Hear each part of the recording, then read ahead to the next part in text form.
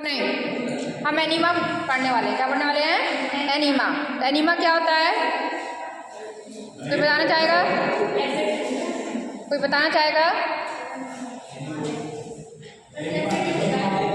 Installation of the solution in the rectum और colon क्या कहलाता है? एनीमा कहलाता है। मतलब कह सकते हो कि कोई भी सॉल्यूशन को किसमें एडमिनिस्टर करना, कोलन या रेक्टम के अंदर एडमिनिस्टर करना, या इसको इंस्टॉलेशन वर्ड यूज करते हैं कर क्या कहलाता है? एनीमा कहलाता है। क्लियर है सभी को? क्या पर्पज है, क्यों आप एनीमा दे रहे हैं पेशेंट को? आप पेशेंट को एनीमा क्यों दे रहे हैं? तो सबसे पहला आपका पॉइंट क्या है? To promote defecation. क्यों? पेशेंट को क्या हो रहा है? फीकस प्रॉपर बाउल एलिमिनेशन नहीं हो रहा है, तो डिफिकेशन को क्या करने के लिए? प्रमोट करने के लिए हम एनीमा दे रहे हैं। दूसरा पॉइंट क्या है आपका? Relief constipation. पेशेंट को क्या हो रहा है? कॉन्स्टिपेशन बहुत ज़्यादा है, तो उससे आराम मिलेगा। नेक्स्ट पॉइंट क्या है आपका?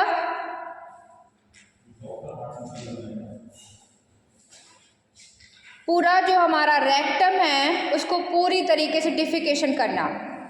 ऐसा हो सकता है, नहीं समझ में आया? आप जाते हो फ्रेश होने, आधा अधूरा होके आते हैं, तो फीलिंग कैसी नहीं आती है? अच्छी वाली गुड फीलिंग नहीं आती है। ऐसा हो सकता है कि उसे पूरी प्रॉपर तरीके से सर्जरी के केसेस में एब्डोमिनल सर्जरी करना हो, है ना, या फिर डिलीवरी होने वाली हो, तो उस कंडीशन में रेक्टम पूरा कैसा होना चाहिए?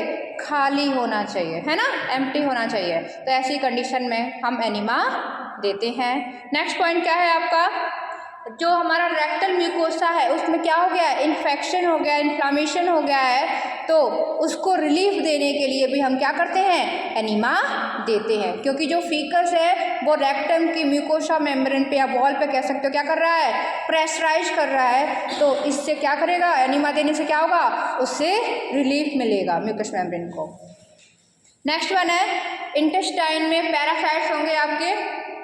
बच्चों में ज़्यादा देखने को मिलता है, ये बच्चों में ज़्यादा है ना, बड़ों में भी हो सकता है लेकिन बच्चों में ज़्यादा है। ठीक है, तो आप इंटेस्टाइनल पैरासाइट्स को किल करने के लिए भी हम एनीमा देते हैं। जैसे कि आपका एंटी हेलमिंथस एनीमा होता है ना, वर्म्स केचुए जैसे कीड़े से निकलते हैं, समझते होंगे, हेलमिंथस ग्रुप के। नेक्स्ट वन है आपका पेट में गैस भर गया है, तो गैस भर गया है तो क्या होगा? दर्द बहुत हो रहा होगा और एब्डोमेन कैसा हो गया होगा? डिस्टेंड कर गया होगा, है ना। तो गैस को निकाल करके भी क्या करोगे? रिलीफ। फ्लैटुलेंस पढ़ा था हमने, फ्लैटुलेंस, तो फ्लैटुलेंस की कंडीशन में भी हम क्या देने वाले हैं? एनीमा। लैक्टेटिव से नहीं हो रहा है तो फिर एनीमा देंगे। क्लियर है? नेक्स्ट वन क्या है आपका? कोई भी सर्जरी करना हो या कोई भी हमें डायग्नोस्टिक प्रोसीजर्स करने हो तो हम क्या करने वाले हैं? एनीमा देने वाले हैं। किसी को दिक्कत है तो बताओ क्लास। ठीक है, कॉन्ट्राइंडिकेशन क्या आता है? कॉन्ट्राइंडिकेशन आप इसको कब यूज नहीं करने वाले? मतलब एनीमा किस पेशेंट को आप नहीं देने वाले हैं? एनीमा आप किस पेशेंट को नहीं देने वाले हैं? तो किसको नहीं देंगे? ये पहले फंक्शन, पहले बात सुनो, ये एनीमा देते ही आप देख रहे होंगे प्रेशर बढ़ रहा है। क्या बढ़ रहा है? प्रेशर बढ़ रहा है ना, ओवरऑल प्रेशर बढ़ रहा है। तो इसका मतलब है जहाँ भी ऐसी कंडीशंस या डिसीज होगी जहाँ पर प्रेशर ऑलरेडी बढ़ा हुआ है, ऐसी कंडीशन में हम एनीमा नहीं देने वाले हैं। क्लियर है? क्यों? क्योंकि ऑलरेडी प्रेशर बढ़ा हुआ है डिसीज कंडीशन में, इसकी वजह से और ज़्यादा प्रेशर बढ़ने वाला है, तो ऐसी कंडीशन में हम एनीमा अवॉइड करने वाले हैं। क्लियर है? तो सबसे पहला जो आता है, अगर हमारा इंट्राक्रेनियल प्रेशर बढ़ा हुआ है, ये तो बहुत अच्छे से पता है, क्या बढ़ा हुआ है? इंट्राक्रेनियल प्रेशर बढ़ा हुआ है, तो क्या करोगे? नहीं आता है इंट्राक्रेनियल प्रेशर कितना होता है नॉर्मल वैल्यू?